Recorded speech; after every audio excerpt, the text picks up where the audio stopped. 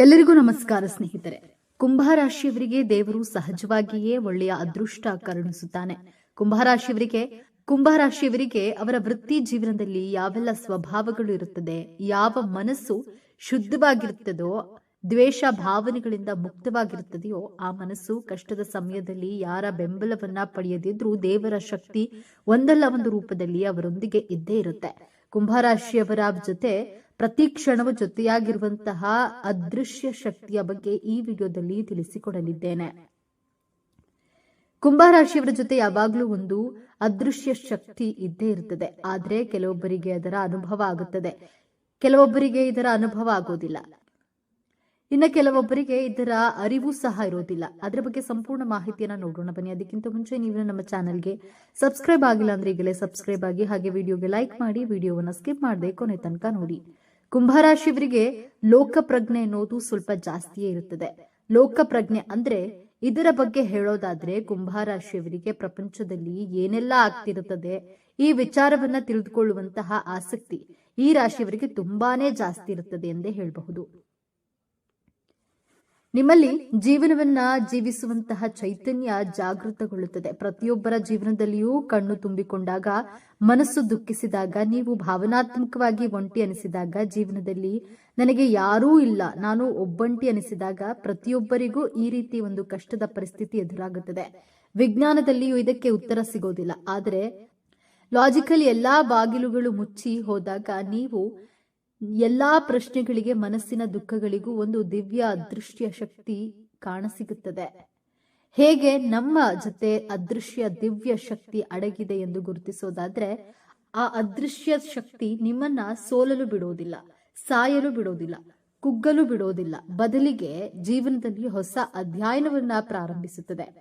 ನೀವು ನಿಮ್ಮ ದುಃಖದಲ್ಲಿ ಮುಳುಗಿ ಹತ್ತು ನಿದ್ದೆ ಮಾಡಿದಾಗ ಬೆಳಗ್ಗೆ ಎದ್ದ ತಕ್ಷಣ ನಿಮ್ಮ ಜೊತೆ ಧೈರ್ಯವಿರುತ್ತದೆ, ಹೊಸ ಸ್ಫೂರ್ತಿ ತುಂಬಿರುತ್ತದೆ.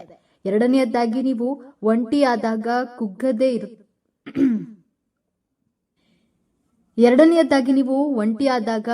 ಇರ್ತೀರಿ, ಮತ್ತೆ ಫಿನಿಕ್ಸ್ ಪಕ್ಷಿಯಂತೆ ಬೌನ್ಸ್ ಬ್ಯಾಕ್ ಆಗ್ತೀರಾ. ಮೂರನೆಯದಾಗಿ ತಪ್ಪು ನಿರ್ಧಾರಗಳನ್ನು ತೆಗೆದುಕೊಳ್ಳುವ ಮುಂಚೆ ಯಾವುದೋ ಒಂದು ಶಕ್ತಿ ನಿಮ್ಮನ್ನ ತಡೆದು ನಿಮ್ಮ ನಿರ್ಧಾರ ಸರಿ ಇಲ್ಲ ಎಂದು ನೀವೇ ಹಿಂದೆ ಸರಿಯುತ್ತೀರಾ.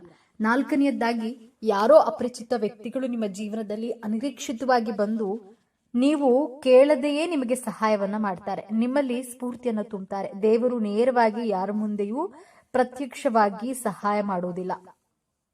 ಯಾರೋ ಸ್ನೇಹಿತರ ರೂಪದಲ್ಲಿ, ಬಂಧುಗಳ ರೂಪದಲ್ಲಿ, ಗುರು ಶಿಕ್ಷಕರ ರೂಪದಲ್ಲಿ ನಿಮ್ಮ ಕಷ್ಟಗಳಿಗೆ ಸ್ಪಂದಿಸ್ತಾರೆ. ನೀವು ಯಾವುದೋ ಕೆಲಸವನ್ನ ಪ್ರಾರಂಭಿಸುವಾಗ ನಿಮಗೆ ಅನಿಸುತ್ತದೆ ಈ ಕೆಲಸ ಮಾಡುವುದು ಬೇಡ ಎಂದು.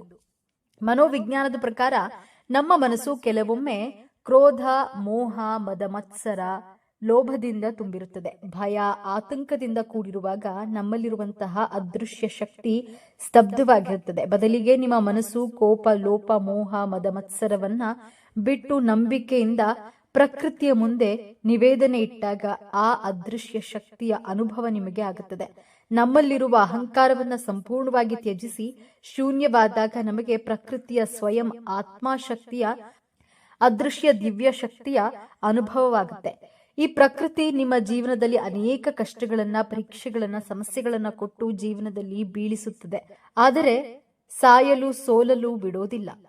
ಆ ದಿವ್ಯ ಶಕ್ತಿ ನಿಮ್ಮ ಒಳ್ಳೆಯ ಕರ್ಮಗಳಿಗೆ ತಕ್ಕಂತೆ ಪ್ರತಿಫಲವನ್ನ ಕೊಡುತ್ತದೆ. ಕ್ಷಮೆ, ಕೃತಜ್ಞತಾ ಭಾವನೆ, ಮೌನದಿಂದ ಈ ದಿವ್ಯ ಶಕ್ತಿಯ ಆಮಂತ್ರಣ ಅನುಭವವನ್ನ ಪಡೆದುಕೊಳ್ಳಬಹುದು. ಯೋಗಾಸನವನ್ನ ಮಾಡಿ, ಮೆಡಿಟೇಷನ್ ಮಾಡಿ, 5 ನಿಮಿಷ ಮೌನವನ್ನ ಮಾಡಿ. ಮೌನಕ್ಕೆ ತುಂಬಾ ಶಕ್ತಿ ಇದೆ. ನಿಶಬ್ದವಾಗಿ ಕುಳಿತುಕೊಳ್ಳಿ. ಬೆಳಗ್ಗೆ ಹಾಗೂ ರಾತ್ರಿ 5 ರಿಂದ 10 ನಿಮಿಷ ನಿಶಬ್ದವಾಗಿ ಕುಳಿತುಕೊಂಡು ನಿಮ್ಮ ಉಸಿರಾಟವನ್ನು ನಿಧಾನವಾಗಿ ಗಮನಿಸಿ. ರಾತ್ರಿ ನಿದ್ದೆ ಮಾಡುವ ಮೊದಲು ಈ ಪ್ರಕೃತಿಗೆ ಧನ್ಯವಾದವನ್ನ, ಕೃತಜ್ಞತೆಗಳನ್ನ ತಿಳಿಸಿ. ಆ ಅದೃಶ್ಯ ಶಕ್ತಿ ಪ್ರತಿಯೊಬ್ಬರಲ್ಲಿಯೂ ಇದೆ. ಆದರೆ ನೀವು ಆ ದಿವ್ಯ ಶಕ್ತಿಯನ್ನ ಜಾಗೃತಗೊಳಿಸಬೇಕು. ಜಾಗೃತಗೊಳಿಸಿದ್ರೆ ಜೀವನದ ಕಷ್ಟಗಳು ಕಠಿಣವಾಗಿದ್ರೆ ನಿಮ್ಮ ಆತ್ಮವಿಶ್ವಾಸವನ್ನ ಹೆಚ್ಚಿಸಿ ಬದುಕುವ ಇಚ್ಛೆಯನ್ನ ಜಾಗೃತಗೊಳಿಸುತ್ತದೆ. ನಿಮ್ಮ ಆತ್ಮವಿಶ್ವಾಸವೇ ನಿಮ್ಮನ್ನ ಸೋಲಿಸಲು ಬಿಡದೆ ಗೆಲ್ಲುವ ಛಲ, ಆತ್ಮತೃಪ್ತಿಯನ್ನ ತಂದುಕೊಡುತ್ತೆ. ನಿಮ್ಮ ಕಾರ್ಯಕ್ಷೇತ್ರಕ್ಕೆ ಸಂಬಂಧಿಸಿದಂತಹ ಪುಸ್ತಕಗಳನ್ನ ಓದಿ. ನಿಮ್ಮ ಕೌಶಲ್ಯಗಳನ್ನ, ಜ್ಞಾಪಕವನ್ನ ಹೆಚ್ಚಿಸಿಕೊಳ್ಳಿ. ಮೊಬೈಲ್ ಬಳಕೆಯನ್ನ ಆದಷ್ಟು ಕಡಿಮೆ ಮಾಡಿ. ಒಂದು ಉತ್ತಮ ಪುಸ್ತಕ 100 ಗೆಳೆಯರಿಗೆ ಸಮವಾಗಿರುತ್ತದೆ. ಆದ್ದರಿಂದ ಉತ್ತಮ ಪುಸ್ತಕಗಳನ್ನ ಓದಲು ಪ್ರಾರಂಭ ಮಾಡಿ. ನಿಮ್ಮ ಜ್ಞಾನ ಕೌಶಲ್ಯ ಆತ್ಮವಿಶ್ವಾಸವನ್ನ ಹೆಚ್ಚಿಸಿಕೊಂಡ್ರೆ ಕಷ್ಟಗಳು ತೃಣದಂತೆ ಕಾಣುತ್ತದೆ. ಜೀವನ ಬಹಳ ಸುಂದರವಾಗಿರುತ್ತದೆ. ನಿಮ್ಮ ಸುತ್ತಮುತ್ತಲೂ ಉತ್ತಮ ಸಕಾರಾತ್ಮಕ ಆಲೋಚನೆ ತುಂಬಿರುವಂತಹ ವ್ಯಕ್ತಿಗಳ ಜೊತೆ ಬೆರೆಯಿರಿ. ನೀವು ಪಾಸಿಟಿವ್ ಆಗಿ ಥಿಂಕ್ ಮಾಡಿ, ಪಾಸಿಟಿವ್ ಆಗಿ ಇರಲು ಪ್ರಾರಂಭ ಮಾಡಿ. ಕುಂಭರಾಶಿಯವರಿಗೆ ಸಕ್ಸಸ್ ಅನ್ನೋದು ತುಂಬಾನೇ ಲೇಟ್ ಆಗಿ ಸಿಗುತ್ತೆ. ಇದನ್ನ ಮೊದಲೇ ಹೇಳಿದ್ನಲ್ವಾ, ಸಕ್ಸಸ್ ಅನ್ನೋದು ಬೇರೆ ರಾಶಿಯವರಿಗೆ ಬೇಗನೆ ಸಿಕ್ಬಿಡಬಹುದು, ಆದರೆ ಸಿಕ್ಕಿದಷ್ಟು ಬಹು ಬೇಗನೆ ಹೊರಟು ಹೋಗ್ಬಿಡುತ್ತೆ. ಆದ್ರೆ ಈ ಕುಂಭರಾಶಿಯವರಿಗೆ ಹಾಗಲ್ಲ. ಸಕ್ಸಸ್ ಲೇಟ್ ಆಗಿ ಸಿಕ್ಕಿದ್ರು ಸಹ ತುಂಬಾ ದಿನಗಳ ಕಾಲ ಸಕ್ಸಸ್ ಅನ್ನೋದು ಇವರ ಜೀವನದಲ್ಲಿ ಇರುತ್ತೆ. ಕುಂಭರಾಶಿಯವರು ಜನಸೇವೆಯನ್ನ ತುಂಬಾ ಮಾಡ್ತಾ ಇರ್ತಾರೆ. ಜನಸೇವೆ ಅನ್ನೋದು ಕುಂಭರಾಶಿಯವರಿಗೆ ಜಾಸ್ತಿ ಇರುತ್ತೆ. ಅಂದ್ರೆ ಒಂದು ಅನ್ನದಾನ ಮಾಡೋದ್ರಲ್ಲಿ ಅಥವಾ ಜನರ ಸಮಸ್ಯೆಗಳಲ್ಲಿ ಬೆರೆತುಕೊಂಡಿರಬಹುದು, ಹಾಗೆಯೇ ಜನಗಳಿಗೆ ಸಹಾಯ ಮಾಡೋದಾಗಿರಬಹುದು. ಈ ರೀತಿ ಹಲವಾರು ಸೇವೆಗಳಲ್ಲಿ ಗುರುತು ಮಾಡಿಕೊಂಡಿರ್ತಾರೆ. ಜನಸೇವೆ ಮಾಡುವ ಸ್ವಭಾವವನ್ನ ಇವರು ಒಳಗೊಂಡಿರ್ತಾರೆ. ನಿಧಾನವಾಗಿ ಗುರಿ ಮುಟ್ತಾರೆ. ಆದ್ರೆ ಗುರಿ ಮುಟ್ಟಿದ ನಂತರ ಯಾರೂ ಸಹ ಇವರನ್ನ ಸೋಲಿಸಲು ಆಗೋದಿಲ್ಲ. ಸೋಲು ಅನ್ನೋದೇ ಇವರಿಗೆ ಇರೋದಿಲ್ಲ. ಸೋಲಿಸೋಕು ಸಹ ಯಾರಿಂದಲೂ ಸಹ ಆಗೋದಿಲ್ಲ. ಈ ರೀತಿಯಾಗಿ ಫಿಟ್ ಆಗಿರ್ತಾರೆ. ಈ ಕುಂಭರಾಶಿಯವರು ನಿರಂತರವಾಗಿ ಕಷ್ಟಪಡ್ತಾನೆ ಇರ್ತಾರೆ. ಹಾಗೆ ಕಷ್ಟಪಟ್ಟು ಇವರಿಗೆ ಹೇಗೆ ಸಕ್ಸಸ್ ಸಿಗುತ್ತೆ ಅಂದ್ರೆ ಇವರನ್ನ ಯಾರೂ ಸಹ ಹಿಂದಿರುಗಿ ನೋಡಲು ಸಹ ಭಯ ಪಡ್ತಾರೆ. ಆ ರೀತಿಯಾದಂತಹ ಸಕ್ಸಸ್ ನ ಪಡ್ಕೊಳ್ತಾರೆ. ಈ ರಾಶಿಯವರ ತಂದೆ ತಾಯಿ ಆಸ್ತಿಯನ್ನ ಮಾಡಿರ್ತಾರೆ. ಕನಿಷ್ಠ ಪಕ್ಷ ಸ್ವಲ್ಪವಾದ್ರೂ ಸಹ ಆಸ್ತಿಯನ್ನ ಮಾಡಿರ್ತಾರೆ. ಹುಟ್ಟಿದಾಗಿನಿಂದ ಸ್ವಲ್ಪ ಪ್ರಮಾಣದ ವೈಭೋಗದ ಜೀವನ ಅನ್ನೋದನ್ನ ಇವರು ಪಡೆದುಕೊಂಡು ಬಂದಿರ್ತಾರೆ. ಈ ರಾಶಿಯವರು ಐಷಾರಾಮಿ ಜೀವನವನ್ನ ನಡೆಸಬೇಕು ಎಂದು ಅಂದುಕೊಂಡ್ರೆ ಕಷ್ಟಪಟ್ಟು ದುಡಿದು ಖಂಡಿತವಾಗ್ಲೂ ಸಹ ಐಷಾರಾಮಿ ಜೀವನ ಅನ್ನೋದನ್ನ ಇವರು ಪಡ್ಕೊಳ್ತಾರೆ ಎಂದೇ ಹೇಳಬಹುದು. ಕುಂಭರಾಶಿಯವರು ಸ್ವಂತ ಬುದ್ಧಿವಂತಿಕೆಯಿಂದ ಎಲ್ಲವನ್ನ ಸಹ ಸಂಪಾದನೆ ಮಾಡ್ತಾರೆ. ಇವರು ಬೇರೆಯವರ ಮೇಲೆ ಡಿಪೆಂಡ್ ಆಗಲ್ಲ. ತಂದೆ ತಾಯಿ ಆಸ್ತಿ ಮಾಡಿಟ್ಟಿದ್ದಾರೆ ಅಂತಾನು ಯೋಚನೆ ಮಾಡಲ್ಲ. ನಾನೇನಾದ್ರೂ ಸಾಧನೆ ಮಾಡಬೇಕು, ನಾನು ಸ್ವಂತವಾಗಿ ಸಾಧನೆ ಮಾಡಲೇಬೇಕು ಎಂದು ದುಡಿಯುವಂತಹ ಮಾರ್ಗ ನೋಡ್ತಾರೆ. ಸ್ವಂತ ಬುದ್ಧಿವಂತಿಕೆಯಿಂದ ಎಲ್ಲಾನು ಸಂಪಾದನೆ ಮಾಡ್ತಾರೆ. ಅಕಸ್ಮಾತ್ ಇವರ ಮನೆಯಲ್ಲಿ ತಂದೆ ತಾಯಿ ಏನಾದ್ರೂ ಹಣ ಆಸ್ತಿನ ಸಂಪಾದನೆ ಮಾಡಿಲ್ಲವೆಂದರೆ ಖಂಡಿತವಾಗ್ಲೂ ಇವರು ತಮ್ಮ ಸ್ವಂತ ನಿರ್ಧಾರಗಳಿಂದ ಅವರು ಆಸ್ತಿನ ಸಂಪಾದನೆ ಮಾಡ್ತಾರೆ, ಮನೆ ಕಟ್ಟಿಸ್ಕೊಳ್ತಾರೆ. ಹಾಗೆಯೇ ಇವರ ಜೀವನದಲ್ಲಿ ಅವರು ಏನ್ ಅನ್ಕೊಂಡಿರ್ತಾರೋ ಅದನ್ನ ಇವರು ಪಡ್ಕೋತಾರೆ.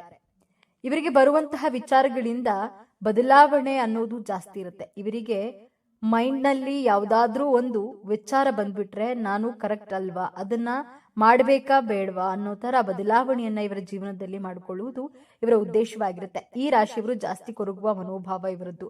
ಏನಾದ್ರೂ ಇವರು ಒಂದು ತಪ್ಪು ಮಾಡಿಬಿಟ್ರೆ ಅದನ್ನ ಮನಸ್ಸಿನಲ್ಲೇ ಇಟ್ಟುಕೊಂಡು ಕೊರಗುವಂತಹ ಸ್ವಭಾವ ಈ ರಾಶಿಯವರದ್ದಾಗಿರುತ್ತೆ. ಸಹಾಯವನ್ನ ಜಾಸ್ತಿ ಮಾಡ್ತಾರೆ. ಹಾಗಾಗಿ ಇವರಿಗೆ ಉದ್ಧಾರ ಅನ್ನೋದಾಗುತ್ತೆ. ಇವರು ಜಾಸ್ತಿ ಎಷ್ಟು ಸಹಾಯ ಮಾಡ್ತಾರೋ ಅಷ್ಟು ಜೀವನದಲ್ಲಿ ಉದ್ಧಾರ ಆಗ್ತಾರೆ. ಈ ರಾಶಿಯವರ ಮಾತಿನಲ್ಲಿ ತೂಕ ಜಾಸ್ತಿ ಇರುತ್ತೆ. ಮೊದಲೇ ಹೇಳಿದ ಹಾಗೆ ಅದು ತಪ್ಪು ಅಂದ್ರೆ ತಪ್ಪು ಅಂತಾನೆ ಹೇಳ್ತಾರೆ, ಸರಿ ಅಂದ್ರೆ ಸರಿ ಅಂತಾನೆ ಹೇಳ್ತಾರೆ. ಹಾಗಾಗಿ ಇವರ ಮಾತಲ್ಲಿ ತೂಕ ಜಾಸ್ತಿ ಇರುತ್ತೆ. ಇವರು ಸಮಯವನ್ನ ಯಾವುದೇ ಕಾರಣಕ್ಕೂ ಸಹ ವೇಸ್ಟ್ ಮಾಡಿಕೊಳ್ಳಲ್ಲ. ಸಮಾಜದಲ್ಲಿ ಉತ್ತಮ ಹೆಸರನ್ನ ಸಂಪಾದಿಸ್ತಾರೆ. ಇವರು ಟೈಮ್ ನ ಯಾಕೆ ವೇಸ್ಟ್ ಮಾಡಿಕೊಳ್ಳಲ್ಲ ಅಂದ್ರೆ ಅವರು ಸಮಾಜದಲ್ಲಿ ತೊಡಗಿಕೊಂಡಿರ್ತಾರೆ. ಉತ್ತಮ ಹೆಸರನ್ನ ಸಂಪಾದಿಸಲ್ವಾ, ಖಂಡಿತವಾಗ್ಲೂ ಸಂಪಾದಿಸ್ತಾರೆ. ಹಾಗೆಯೇ ಕುಂಭರಾಶಿಯವರಿಗೆ ಸಿಕ್ಸ್ತ್ ಸೆನ್ಸ್ ಅನ್ನೋದು ತುಂಬಾನೇ ಹೆಚ್ಚಾಗಿ ಕೆಲಸ ಮಾಡುತ್ತದೆ. ಈ ರಾಶಿಯವರು ಹಾಗೆ ಸುಮ್ಮನೆ ನಾವು ಊಹೆ ಮಾಡಿಕೊಂಡು ಮುಂದೆ ಏನಾಗಬಹುದು ಅನ್ನೋದನ್ನ ಯೋಚನೆ ಮಾಡ್ತೀವಲ್ಲ, ಅದೇ ರೀತಿಯಾಗಿ ಈ ರಾಶಿಯವರಿಗೆ ಸಿಕ್ಸ್ತ್ ಸೆನ್ಸ್ ಅನ್ನೋದು ಜಾಸ್ತಿ ವರ್ಕ್ ಆಗುತ್ತೆ. ಬೇರೆಯವರನ್ನ ಬೇಗ ಅರ್ಥ ಮಾಡ್ಕೊಳ್ತಾರೆ. ಈ ರಾಶಿಯವರಿಗೆ ಯಾರಾದ್ರೂ ಹೊಗಳಿದ್ರು, ತೆಗಳಿದ್ರು, ಮಾಡಿದ್ರು ಇವರು ಯಾವುದೇ ಕಾರಣಕ್ಕೂ ಸಹ ಕರಗಲ್ಲ.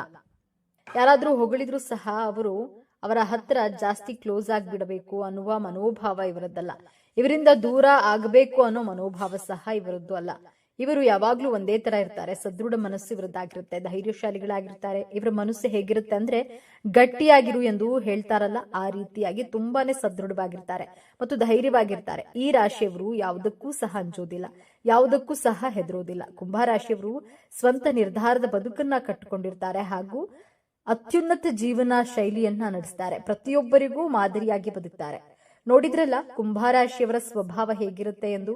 ನೀವು ಸಹ ಕುಂಭರಾಶಿಯವರಾಗಿದ್ರೆ ನಿಮಗೂ ಸಹ ಈ ಮಾಹಿತಿ ನಿಜವೆಂದು ತಿಳಿದಿರುತ್ತದೆ.